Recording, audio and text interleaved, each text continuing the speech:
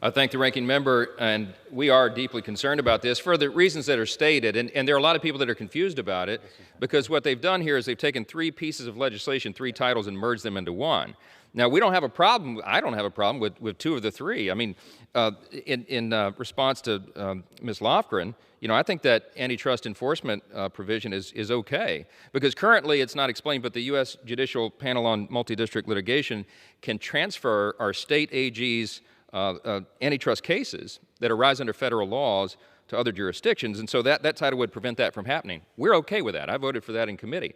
One of the other titles here is the disclosure of subsidies by foreign adversaries. Now, we didn't get any regular order on that. We didn't get to actually debate that, mark it up in committee, but the substance of it, that one's okay, because it would require parties to notify when they receive subsidies from countries that are threats to the U.S.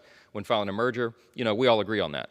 But the problem is, the thing we're so concerned about is what Ranking Member Jordan has just talked about, the Merger Filing Fee Modernization Act. Now, for folks that are trying to follow this back home, this would change filing fees paid by companies seeking regulatory approval for mergers. It would reduce the fees for deals valued under $1 billion, and it would raise them for the larger mergers over $1 billion. Now, here's the problem. All of this sounds fine so far, but here's the problem. There are no restrictions on the use of the additional funding that's generated by these fees, and the FTC and the DOJ will have even more power to institute their bad policies. This is not a de minimis amount. We're talking about $1.5 billion over 5 years. That's a lot of money, right?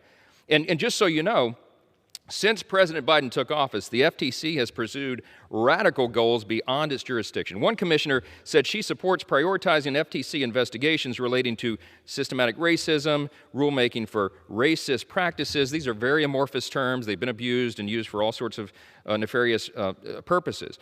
A Republican Commissioner Wilson described Democrat goals as rooted in, quote, a unified worldview that draws heavily on Marxism. That's at the FTC. And some of the actions of the chair, Lina Khan, are just outrageous at what she's done. And the DOJ, of course, has indeed been weaponized. We've been talking about that in committee. We've been laying out the evidence, and we'll be presenting that to the American people in the new Congress that begins in January. But, if what the chairman of Judiciary said, Mr. Nadler, is true, he said, quote, they're in desperate need of more resources, maybe they could have not spent money and resources by sicking the FBI and all the U.S. attorneys' offices on parents who are going to school board meetings to object to curriculum that their kids are being exposed to, and mandates and school closures and all the rest. This is outrageous. These institutions have been weaponized, and the people are losing their faith in them. We cannot, in good conscience, stand on this floor and send them $1.5 billion to engage in more of this madness. And so we have no choice but to oppose the legislation for that reason.